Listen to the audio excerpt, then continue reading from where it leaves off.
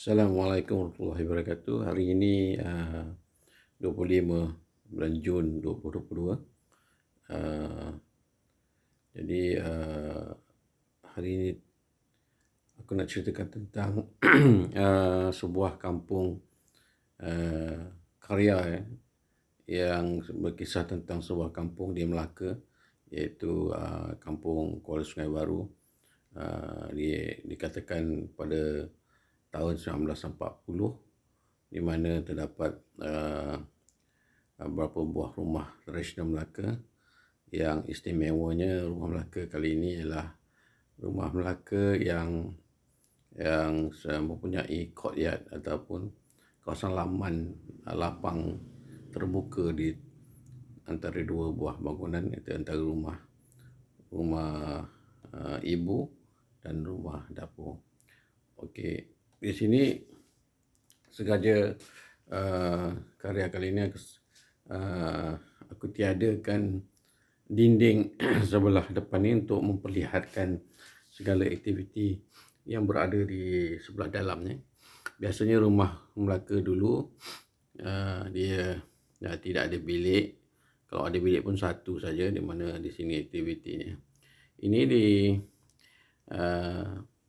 ialah sebuah keluarga yang aku kenal, Dak Jam atau budak sebenarnya kalau kita dalam Melaka ni kita panggil budak Ijam, tapi kan kita panggil sebagai syokannya Dak Jam. Ini keluarga Dak Jam.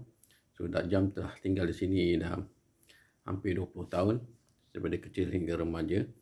Dan di sini ayah Dak Jam telah mewarisi rumah daripada datuknya yang dibina sebelum tu, berkemungkinan hampir ataupun melebihi 100 tahun, di mana rumah ini yang sebenarnya kalau kita lihat kalau asalnya seperti ini, ini yang lengkap kan, ada courtyard, ada pintu masuk, banyak beginilah lebih kurang.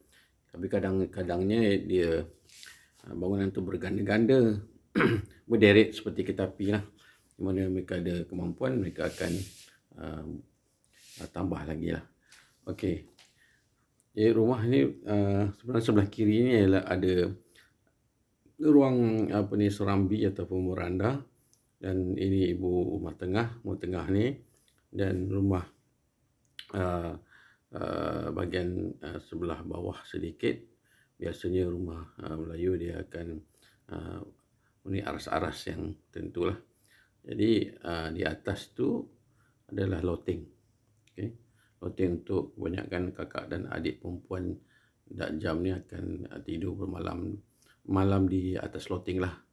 Kebanyakan waktu malamnya, siang mereka akan turun lah melalui tangga curam tu lah. Dan di sini jugalah segala aktiviti makan bersama, berbual, borak dan segalanya di sini jugalah. Okey, mereka tahun ni menggunakan lampu gaslin dan pelita minyak tanah. Okey. So di sini Ibu Ijam, selain daripada bapaknya sebagai seorang nelayan kecil di Kuala Sungai Melaka, Ibu Ijam menjalankan perusahaan membuat cencaluk dan belacan lah. Di situ di mana nenek Ijam telah mentidurkan cucunya di buaian. Okey, dan di bahagian bawah rumah biasanya akan letakkan kayu-kayu, sangka ayam kotak-kotak, batu lesung dan sebagainya lah.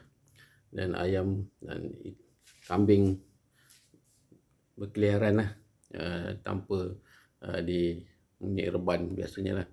Dan di bawah tu itik sekati atau itik nilir yang akan bermain di pelembah-lembah. Okey, ini adalah bangunan dapur. Ini dapurnya.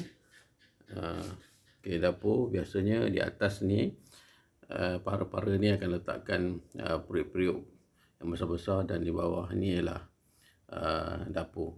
Meja ni akan dimuatkan tanah untuk jadikan dapur. Biasa menggunakan kayu api, kena ada rak untuk menyimpan pinggan dan sebagainya. Dan di bahagian dapur biasanya ada pelantar. Pelantar ni lah tempat mereka membasuh pinggan dan segalanya lah. Okay, antara dua bangunan dapur dengan bangunan ni terdapat courtyard, di mana courtyard ni adalah kawasan lapang yang rendah aras tanah. Kadang-kadangnya dibina ataupun dibuat perigi di dalamnya. Tetapi tandas dan jamban biasanya dibuat berasingan daripada bangunan ini. Okay. So terdapat pokok-pokok kelapa yang berhampiran dengan rumah ni. Biasanya mereka akan menanam pokok kelapa ni berdasarkan kadang-kadangnya kalau lahir seorang anak dia tanam pokok kelapa, so menunjukkan seumur dengan pokok kelapanya lah. Dan antara pokok kelapa ni digunakanlah untuk penyedai kain, baju dan sebagainya. Okey, jadi biasanya mereka akan mendirikan rumah di tepi-tepi sungai. Kenapa? Kerana sungai adalah amat penting bagi orang-orang zaman dulu, di mana sungai ialah ibaratkan seperti jalan raya yang menghubungkan satu tempat ke satu tempat dengan menggunakan sampan, perahu dan bot kecil lah, untuk sama ada untuk menggunakan ikan ataupun mengangkut barang-barang sebagainya. Okey. So jadi